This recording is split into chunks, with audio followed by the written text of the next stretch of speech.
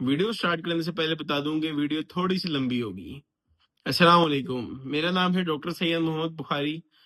Welcome to saint surgeon. तो आज जिस टॉपिक पर मैं बात करने जा रहा हूँ वो ये है कि how MBBS connect my life with perfumes.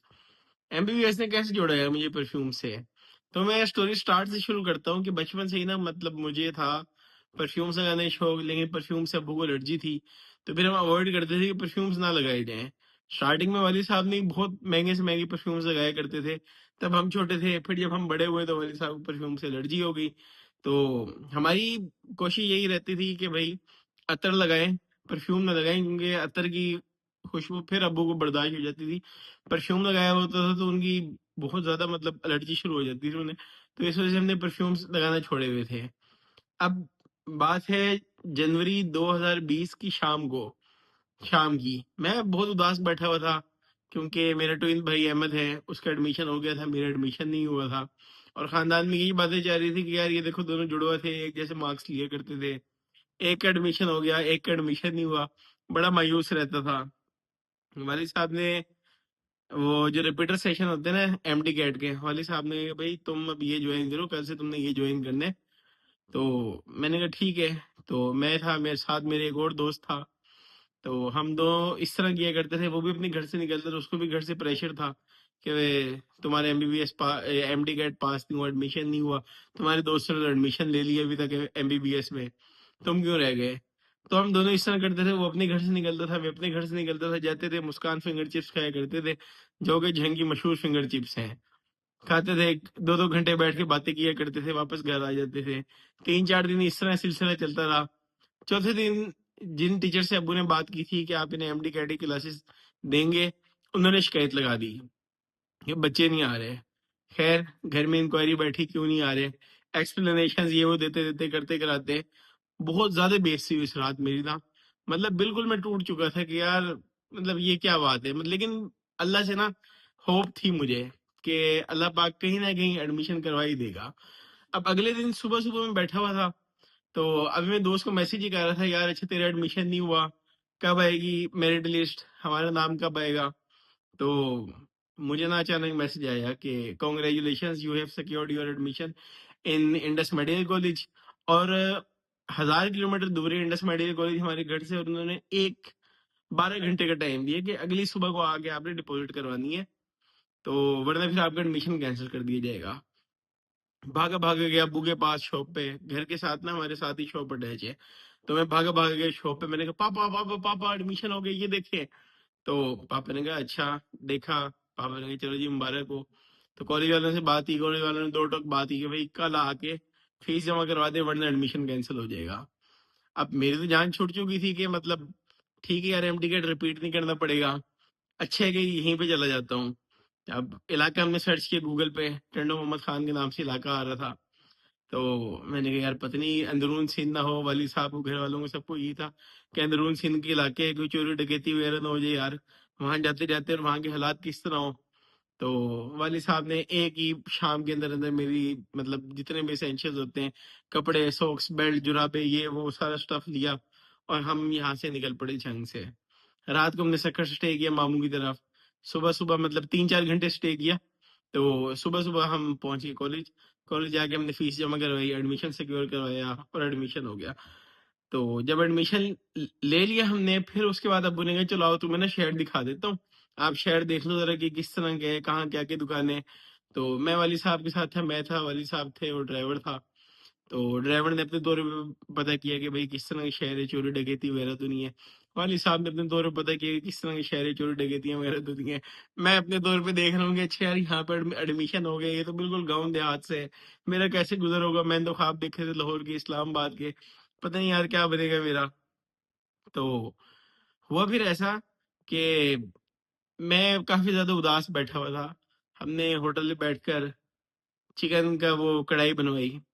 तो उस बंदे ने क्या किया कि उसी कढ़ाई में पहले मछली बनाई हुई थी, और साथ हमें उसी मतलब वो स्मेल मछली जो आती है उसके अंदर चिकन कढ़ाई बना के दे दी। जब चिकन कढ़ाई बना के दे दी तो फिर अब इतनी मतलब भयानक और गंदी स्मेल आ रही थी ना उस कढ़ाई में से, ओक्सो करके खा लिए, चलो यार ठीक है खा लो। अंदाजा मुझे वहीं से हो गया कि यार पता नहीं किस तरह का शहर होगा। अभी ये स्टार्ट में ये सरप्राइज मिला है, आगे देखते हैं क्या क्या होता है। तो अब टाइम आया जो मेरे लिए शायद लाइफ की सबसे सैड मोमेंट थी कि अब्बू ने मुझे हॉस्टल के सामने ड्रॉप किया, दिखा के कमरे वगैरह ये आपके कमरे, तो अब ना आपने यहीं पे रहना है। रूम वगैरह देखकर सेट करके चले गए, पैसे देकर चले गए। उस टाइम ना मेरा बैंक अकाउंट था। अब्बू ने मुझे पैसे दिए, पैसे रखो, बेड ले लेना, फर्नीचर ले लेना, अलमारी ले लेना, जो जो चीजें लेनी हो ले लेना, जब कम पड़ जाए फिर मुझे कॉल करने में आपको और भेज दूंगा। मैंने कहा चलें ठीक है। अब जब मैं अब्बू को अलाफिज कर रहा था ना, तो बड़ी यार इमोशनल मोमेंट थी मेरी। तो सुने आप, तो जब अब्बू जा रहे थे तो मैं हॉस्टल के दरवाजे पे खड़ा हुआ और अब्बू को देख रहा था। दिल में मैं यही कह रहा था कि पापा आप किस तरह वीरान सी जगह पे छोड़ के जा रहे थे। अम्मी का दिल शुरू से नहीं मान रहा था कि मतलब मैं इसको यहाँ क्यों इतनी दूर भेजें, वो भी मतलब इंटीरियर में। किसी शहर में कर लेंगे रिपीट करके अगले साल, कहीं और एडमिशन सिक्योर कर ले। लेकिन मेरा भी ये था कि यार साल जाया नहीं करना, अब एडमिशन हो रहे हैं तो बस ठीक है, उन दिनों टाइम वेस्ट नहीं करना हमने। तो फिर उसके बाद अब मैं खड़ा हुआ हूँ, वाली साहब जा रहे हैं। यकीन करें मेरे हाथ पांव बिल्कुल सुन्न हुए पड़े थे, मेरे पांव भारी हो गए कि मैं कदम नहीं मेरे से रखे जा रहा था। तो मैं अब्बू को मतलब इस तरह किया, अल्लाह हाफिज पापा जी, मतलब फुल इमोशन हैवी थे, आंखों में आंसू थे। अब्बू ने मुड़ के भी नहीं देखा। अब्बू ने कहा चल भाई गाड़ी निकाल।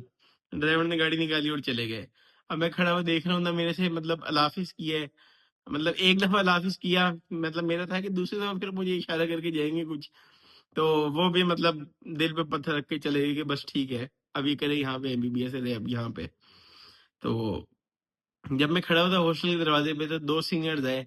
एक ने एक राइट साइड पे आया और एक लेफ्ट साइड पे आया। उन्होंने मेरा ऐसे कंधे उठाए और मतलब मेरे बाजू अपने कंधों में डाल के लेकर चले गए मुझे मेरे रूम तक। अब मैं 10 मिनट बैठ के सोचता रहा, यार अब मैं यहाँ पे कैसे मेरा गुजारा होगा।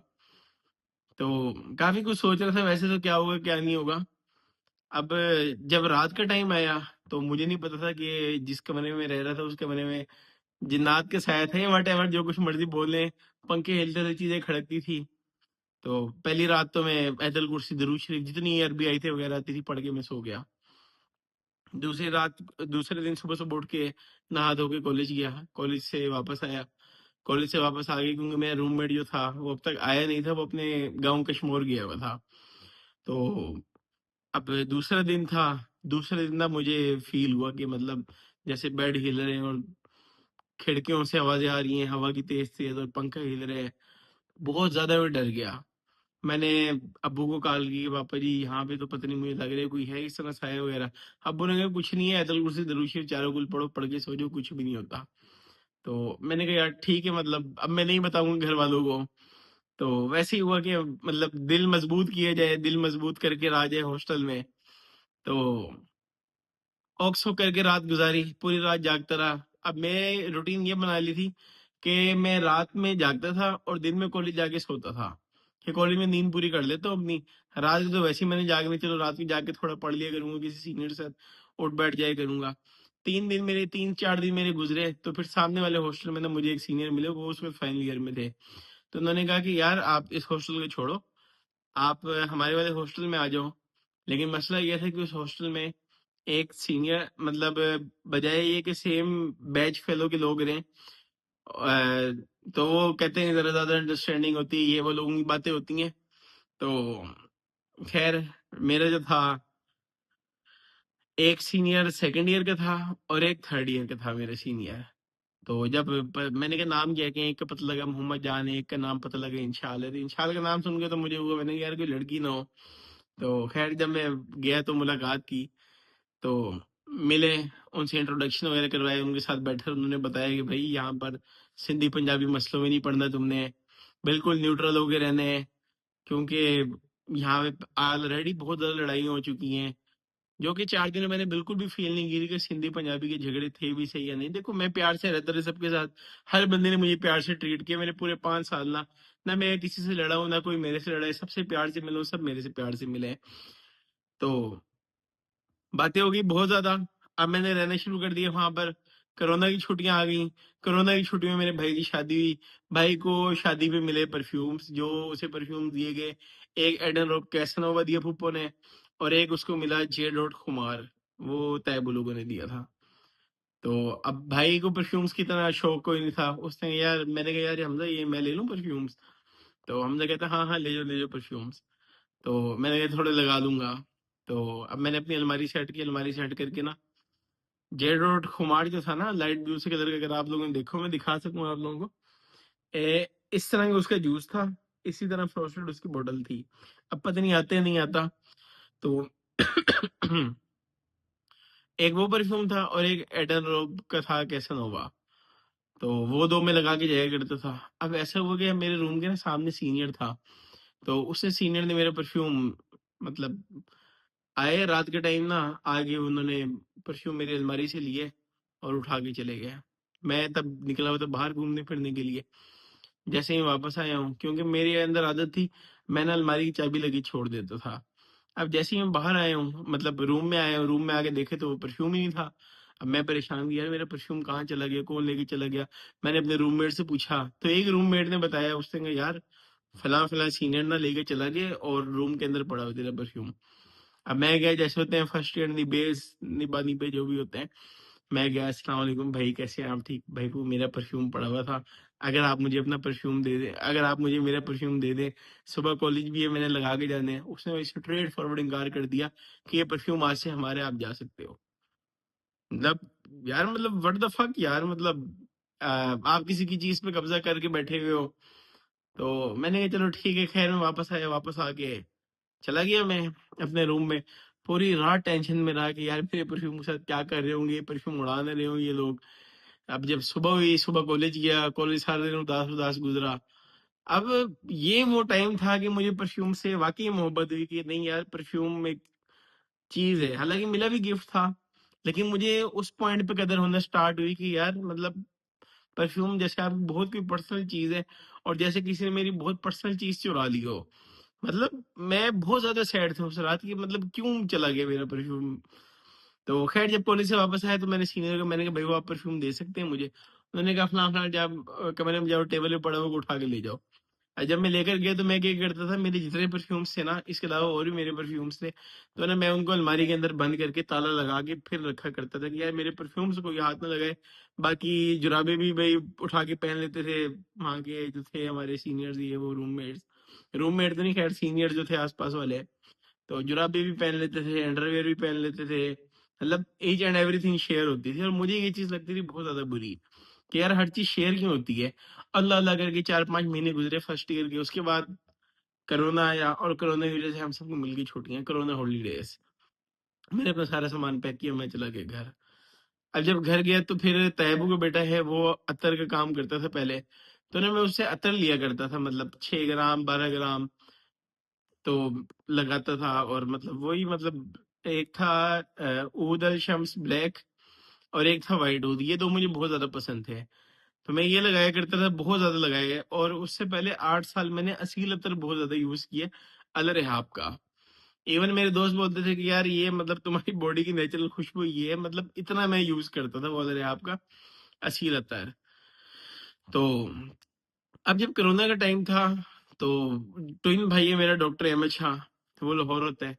तो और उसने सर्चिंग की कि मतलब परफ्यूम्स कहाँ से लिए जाएं, परफ्यूम्स के शौक कैसे, मतलब उसको भी लग चुका था क्योंकि डिस्कस तुम किए करते थे। तो उसको मेरे से पहले शौक लग गया था परफ्यूम्स का ना, उसकी खैर अपनी अलग स्टोरी है। तो अब उससे मुझे बताया यार ये ना मोहम्मद, मैंने इतने का जेड रोड के इंपीरियल ऊद लिए, 6,500 का था। मैंने कहा यार तू पागल हो गई, तू 6,500 का परफ्यूम दे रहे है। तो कहता हाँ कोई मसले वाली बात नहीं भाई, परफ्यूम है अपने लिए, लगाने लगाओ। तो मतलब मैंने कहा यार इतने महंगे महंगे परफ्यूम लेते ही है। तो मैं देख देख के चलता था कि मतलब यार अच्छा ज्यादा खर्चा ना हो जाए, मतलब मैं ना रवि के साथ। अब उसने क्या रूटीन बनाई, उसने हर महीने जाके ना 7-8 हजार 10 हजार 20 हजार के ना परफ्यूम उठा के ले आता था। तो मैं बड़ा हैरान होता था कि यार मतलब ये कैसे ले लेते हैं, मतलब लेता तो वो पॉकेट मनी से ही रहा। तो मुझे होता था कि नहीं यार जरा अपने ऊपर खर्च कर दो, परफ्यूम क्या है, परफ्यूम तो वो अतर भी है, खुशबू ही आनी है ना मेन। तो अब जब कोरोना की छुट्टियां खत्म हुई, हम हॉस्टल वापस गए, तो तब उससे मुझे बताया कि फलां फलां एक बंदा है, और यार इसको ना एडवांस पेमेंट करनी होती है पीएफसी ग्रुप पे। तो पीएफसी ग्रुप में ना आपने एडवांस पेमेंट करनी है, फिर आपको परफ्यूम आएंगे। मैंने कहा यार तू पागल हो गया, मतलब 20-20 हजार 15-15 हजार तो एडवांस पेमेंट्स लगा रहे लोगों को, अब कोई फ्रॉड करके भाग गया ऑनलाइन तो इतने फ्रॉड होते हैं। तो कहते नहीं नहीं फ्रॉड नहीं होता भाई, ट्रस्टेड बंदे, तू टेंशन फ्री हो जाए। इसके मैंने लिजिट चेक ले लिया था ग्रुप से, तब मुझे नहीं पता था लिजिट चेक वाला क्या कॉन्सेप्ट है, क्या चीजें हैं। तो मैंने कहा चलो ठीक है, उसने उसका नंबर शेयर किया। तो उससे खैर मैंने मैंने जो सबसे पहले अपना जब परफ्यूम जर्नी स्टार्ट की ना, जो मैंने परफ्यूम मंगवाया वो मैंने मंगवाया था क्लब डी न्यूटी अरमाफ का है, ईडीटी इंटेंस। तो वहां से मेरी परफ्यूम की जर्नी स्टार्ट हुई थी।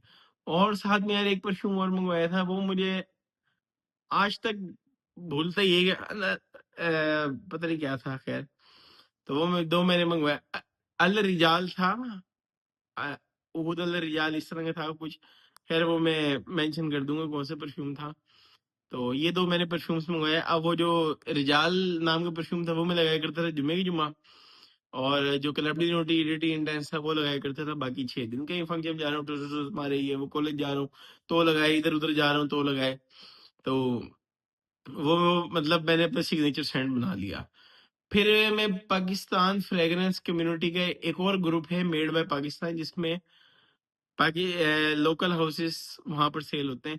तो मैं वहां पर इन हुआ। अब अहमद लेने शुरू हो गया था डिजाइनर्स, और मैं लेने शुरू हो गया था इम्प्रेशन। मैं कहता था यार तू पागल है, तो मतलब 25-25 हजार के 100 ml 50 ml परफ्यूम्स ले रहे हैं, ये देख तू इम्प्रेशन ले 2,000 2500 रुपए का आपको 50 ml मिल जाता है, वैल्यू फॉर मनी, जितने मर्जी स्प्रे उड़ाओ आपको दुख भी नहीं होगा। उसने कहा नहीं भाई ओरिजिनल ओरिजिनल है। उसकी ब्रेन वॉशिंग हो चुकी थी एक और बंदे से। तो मैंने कहा चलो ठीक है। तो अब फिर जो मैंने परफ्यूम मंगवाया ना दूसरी दफा, मैंने मंगवाया YSLY EDP, और साथ में मंगवाया वर्साची पोर होम EDT। बाकी सारे इंप्रेशन सेल करके मैंने ये दो मंगवाए। अब मेरी पूरी अलमारी खाली हो चुकी थी और सिर्फ ये दो परफ्यूम ऐसे सजा के रखता था ऊपर, कह रही ये दो परफ्यूम है। अब मैं परफ्यूम उठा रहा हूँ, परफ्यूम उठा के ना बिल्कुल ऐसे ऐसे हल्के हल्के ना दो मारे स्प्रे, चलो भाई चल गए बहुत है। अब वो मैं हिसाब लगा रहा था कि यार ये मैंने 16,000 रुपए का मंगवाए, तो मैंने कितने के स्प्रे लगाए होंगे, अच्छा यार 80 रुपए के लगाए, 160 के लगाए, नहीं यार ये तो बहुत महंगे पड़ रहे हैं। तो मैंने अहमद को कॉल किया, मैंने कहा यार बात ऐसी है, मुझे नहीं लगता है कि मैं शायद लाइफ में कभी इतने महंगे परफ्यूम्स लगा पाऊंगा। तो मेरे ने ये परफ्यूम बिकवा दे। उसने कहा नहीं भाई नहीं, बेचना बेचना, ये लगा, ये आगे आगे मतलब मजीद पैसे जमा करो और परफ्यूम्स की बोतल्स लो। मैंने कहा नहीं इसे बेच देते हैं। खैर वो फिर हमने बेच दिए दोनों, मतलब उससे बिकवा दी मेरे ये दोनों परफ्यूम्स। फिर उसके बाद फिर मैं दोबारा इंप्रेशंस पे आया। अब जब इंप्रेशंस पे एक पॉइंट ऐसा आया कि मतलब मेरे मेरे ना नोज के लिए काफी ज्यादा नॉर्मलाइज हो चुकी थी ये चीजें। तो मैंने कहा कि बस यार इंप्रेशंस नहीं यूज करने हैं। अब फिर मैं आया डिजाइनर्स पे, फिर मैंने डिजाइनर सेल किए, फिर मैं आया नीश परफ्यूम्स पे। और नीश परफ्यूम्स का नशा सबसे हाई लेवल नशा है। नशे तो इससे भी ऊपर ऊपर है, मगर नीश कैटेगरी तक, मतलब कि आपकी रेंज अगर 40-50 थाउजेंड से लेकर 2 लाख के आसपास हो तो आपके अच्छे अच्छे नीश परफ्यूम्स आ जाते हैं। तो फिर उसके बाद क्या कहते हैं, फिर इस तरह करते करते शौक चढ़ा। अब टर्निंग पॉइंट कहाँ पर आया, आप लोगों के दिमाग में ये सवाल होगा कि इसने कैसे इंप्रेशन डिजाइनर डिजाइनर से नीश और इस तरह मतलब स्टार्ट लिए इसने सारा। टर्निंग पॉइंट यहाँ पर आया कि एक फोर्थ सेज नाम की एप्लीकेशन आई थी, forex, sorry sorry, forex trading. मेरे एक दोस्त है वो ट्रेडिंग करता था। तो उससे मुझे बोला, कहता कि यार शाह तूने मुझे पैसे दे, कितने पड़े होंगे तेरे पास। मैंने कहा, यार 3 साल में ना 1.5 लाख रुपए जमा किए हैं। तो कहते तू मुझे ऐसे अगर पैसे दे रातों रात तेरे 1.5 लाख से 10 लाख बनवा देता हूँ। अब मैं मतलब देख रहा हूँ आंखों में फुल चमक कि यार 1.5 लाख को 10.5 लाख बनाएंगे, या डूब जाएंगे या आर या पार। तो हुआ ऐसे कि उसने ट्रेडिंग लगाई, पहले हमने 60,000 रुपये डाले, एक ही झटके में जीरो। फिर फिर उसने 90,000 रुपये बनते हैं, 90,000 रुपये मैंने उसे दोबारा सेंड किए, तो वो भी उसने उड़ा दिए बिल्कुल जीरो। मैंने कहा यार तूने तो मेरे से वादा किया था कि तू मुझे वो करवा के देगा, क्या कहते हैं 10 लाख करवा के देगा, लेकिन तूने तो मतलब पैसे करवाए कोई नहीं, तो तूने तो सारे पैसे डुबो दिए हैं। तो फिर उसके बाद क्या कहते हैं, वो कहता है शाह बस गए गए, अब बस तुझे और करने पड़ेंगे। मैं पूरा एक हफ्ता कॉलेज नहीं गया, डिप्रेशन से पूरा पूरा दिन सोचता रहता था कि यार मेरे पैसे कैसे डूब गए।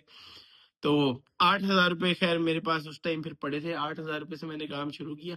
3 परफ्यूम उठाए, 3 परफ्यूम उठा के ना उनके डिकैंड की पोस्ट लगा दी मैंने। उस टाइम में कंपटीशन भी नहीं था ग्रुप में। और मतलब अगर आप पर डिकैंट भी आप प्रॉफिट रखा करते ना, मतलब 4,000 की बोतल है तो 7,500 8,000 में भी सेल हो जाया करती थी डिकैंट करके। मैंने देखा 2 3 4 बंदे ही थे, तो मैंने ये स्ट्रेटजी देखी, मैंने कहा यार डिकैंट का काम शुरू करता हूँ, ये सही है, 4,000 रुपए की परफ्यूम लो, इस्तेमाल भी करो, और जब बेच बाच के टोटल 8,000 रुपए, तो आपको फायदा हो जाएगा। 3 परफ्यूम मैंने स्टार्ट लिया, तो अल्लाह के करने ऐसा हुआ, वो जो मेरे 8,000 थे ना, वो 16,000 बन गए। फिर 16,000 के फिर स्टॉक लिया, 16 से फिर 32, 32 से 64, तो वही बात है, फिर लाख से लाख बनते हैं, 10 लाख से 10 लाख बनते हैं। तो अल्लाह ने माशाल्लाह इतनी ग्रोथ दी कि मतलब अल्हम्दुलिल्लाह आज मैं बिल्कुल एक स्टेबल बिजनेसमैन हूँ, पार्शली इंडिपेंडेंट हूँ। तो अब जो परफ्यूम मेरा दिल चाहता है, जो मैं परफ्यूम लेता हूँ, वो परफ्यूम भले 10,000 का, वो परफ्यूम भले 3 लाख को, मैं वो परफ्यूम ले लेता हूँ। तो वही बात है, अल्लाह पाक ने किसी न किसी तरीके से लेकर आना था। तो बस ये थी आज की दास्तान, और मिलते हैं नेक्स्ट वीडियो में। नेक्स्ट वीडियो परफ्यूम के रिव्यू की लगाऊंगा। तो ये थी छोटी स्टोरी, मैंने सोचा आप लोगों के साथ शेयर कर दूं, जो मैंने आज तक किसी के साथ शेयर नहीं की थी। मुझे दें इजाजत, अल्लाह हाफिज।